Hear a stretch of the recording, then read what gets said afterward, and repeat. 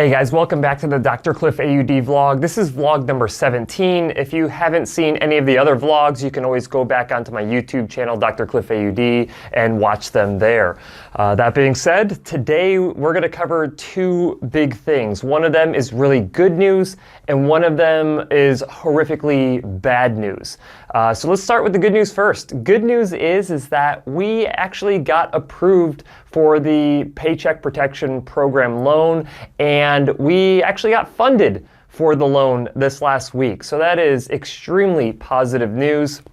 I know that in the last vlog, I basically said that I wasn't sure if we were going to be getting that loan, and it turns out that it did actually get funded. And the thing that's surprising about that is that all of the talk in the news was how there was no money left, all the funding was gone, and apparently when you get approved for the loan, that money is earmarked for you, so that's probably what happened with us. So if you are a small business owner yourself and you were approved for the loan, it's probably just a matter of time before that gets funded.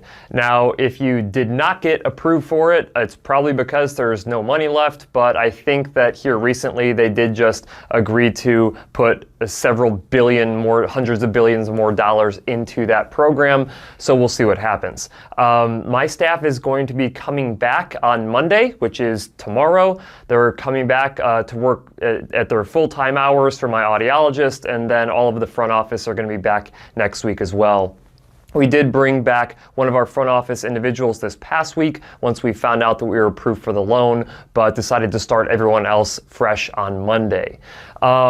There's some sense of guilt that's associated with that. I mean, I'm really excited to have been funded by this loan. At the same time, though, I know that there's a lot of other businesses out there struggling right now, whether it's other audiology clinics, which I know that there are a lot of audiology clinics out there struggling to keep their doors open, maybe not necessarily even their doors open, but just trying to stay in business to any degree, to any capacity. And so my heart goes out to them. It's a really crummy situation to be a part of, but hopefully this whole thing ends fairly soon. Hopefully they can apply for the PPP again, if you have to reapply even, and hopefully they end up getting funding here in the next several weeks. But as far as my clinic is concerned, we are now able to function. We don't have a lot of patients coming in right now. We are starting to open up the patients on the 4th of May, which I believe is the first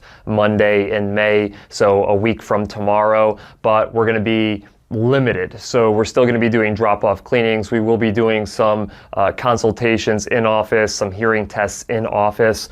We have a lot of PPE, so personal protective equipment.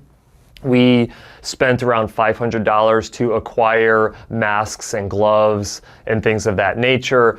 There is some concern of whether or not that PPE would be better served at hospitals and things like that. But, I was listening to a podcast the other day where these larger hospitals and the states that support these hospitals have, purchased millions upon millions of dollars of PPE, and I don't think that my tiny little drop in the bucket of $500 when it comes to masks and gloves is really going to have much of a global economic or global impact on hospitals being able to acquire enough PPE. So that being said, individuals with hearing loss still need to be taken care of, and we intend to do that. We're going to start off slow and build our way up from there, but the really exciting part of it is that all of the staff is back, and at least for the next 2 months, we don't really have to worry about running out of money in order to pay staff. So great news there.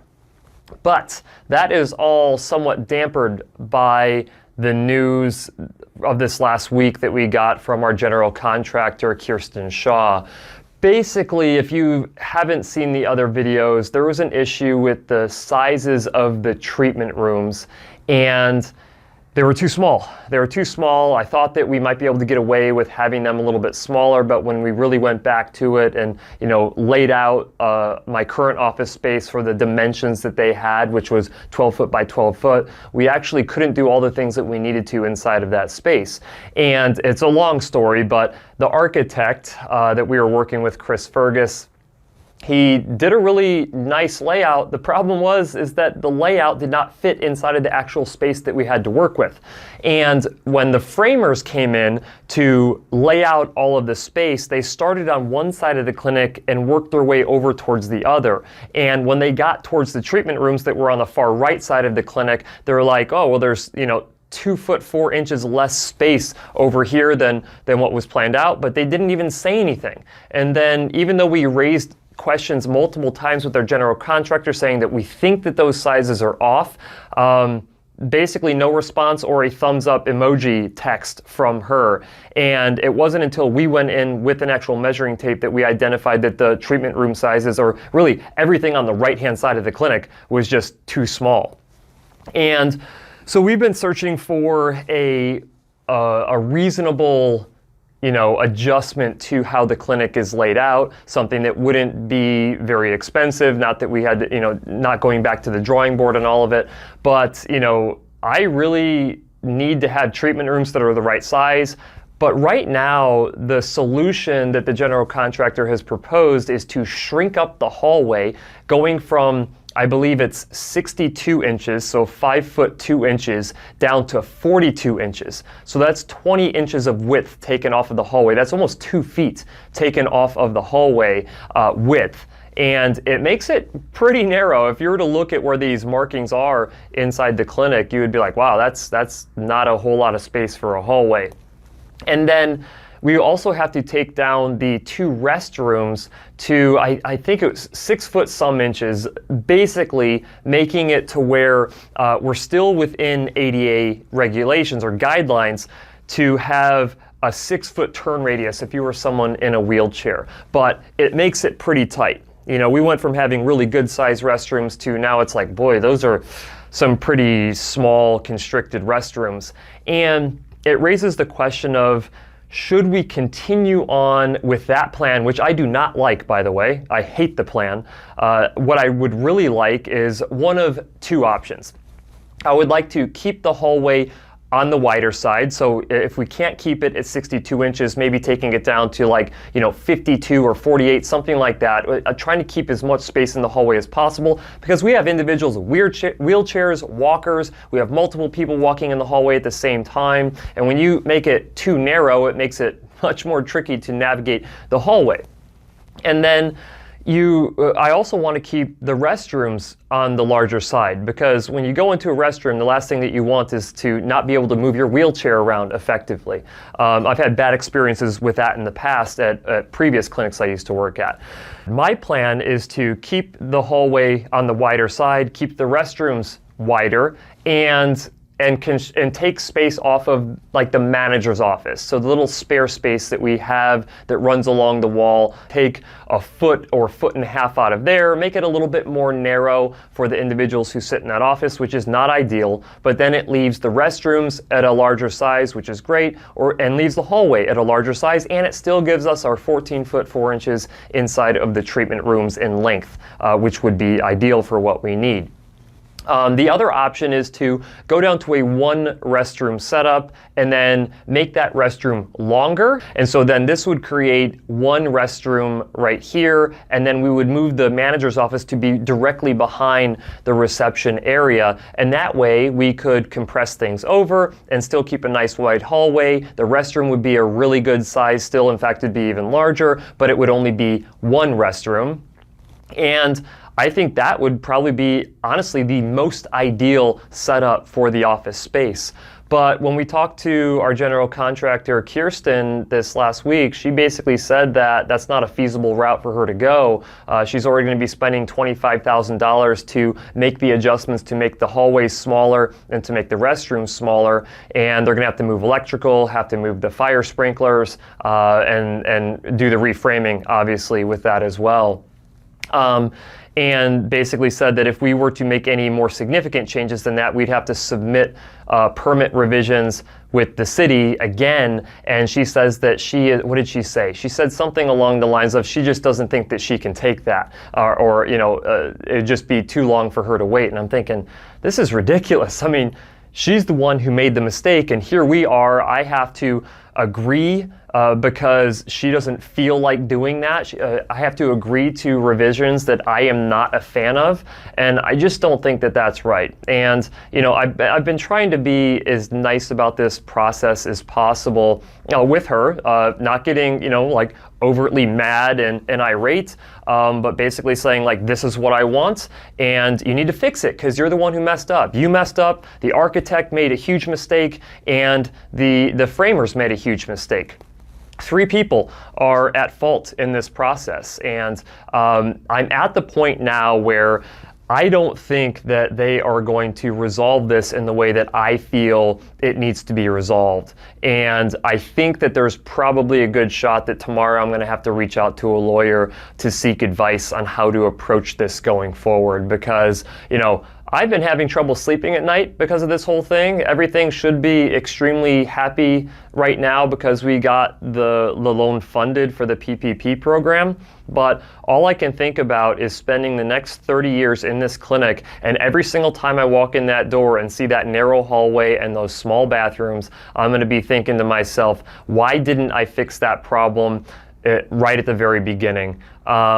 And it sucks to get lawyers involved. I hate the idea of having to involve lawyers in this, but at the end of the day, sometimes you just have to make sure that things are done the right way and that you're not getting screwed over. And so that's kind of the situation that I'm in right now. I'm just trying to prevent myself from regretting this, letting this slide, just to make things a little bit easier on the general contractor and everyone else involved, and to save other people money at my expense. So we're already going to, this is probably the worst possible time for this to happen with the whole COVID-19 thing going on. And, but it just goes to show that, when you're hiring someone to do contractor work for you, you had better make sure that they know what they're doing, and then to whatever capacity you're capable of, trying to monitor what they're doing. And if you see something wrong, you need to jump on it right away. But at this point, I don't even know if other things in the clinic that I am completely unaware of are completely messed up at this point. I hope that they're not. But I don't really know. And so at this point, I feel like if I want to get this clinic up to the point where it's done the right way and it is most suitable for the patients who come into my clinic, I feel like I need to press the issue right now, because we're about 3 days away from construction starting back up again, and I am just not comfortable with the solution that Kirsten has presented. So this is probably going to turn out to be a horrifically bad nightmare, with a lot of money coming out of my pocket that I did not intend on, which sucks. It's probably going to lead to some kind of legal recourse, and hopefully just the introduction of a lawyer into the system helps the general contractor and the architect to realize that, nope, we need to fix this, and no matter how long it takes, we need to go ahead and do that. So there's a good chance that I will not be moved into that new clinic until the winter time, November, December, at which point I will have owned that building and paying on it for a year. And, it just sucks, but, I feel like I've got to get it right. Nonetheless, yeah, wow, what a depressing vlog this is today. Good news and bad news, but you know what? We'll work through it. I feel fortunate that, of everything going on. Just the fact that I know that I'll be able to stay in business is really exciting. And so I can continue to treat hearing loss is exciting as well. A little side note to this is that I actually have I'm going to be presenting in an HLAA webinar. I will link that in the description of this video. So if you want to do some Q&A time with me, there will be a link in the description. And I think it's on Wednesday of this week that I'm doing the HLAA webinar. So make sure you tune into that if you have a question for me, because I'll be answering. The whole intent of that session is for me to do a quick little breakdown of what's going on right now, and then do some Q&A for you guys. So I hope you liked today's vlog. If you did, go ahead and give it a thumbs up. If you have any kind of words of encouragement, I could truly use them right now. And I will, as always, see you next week.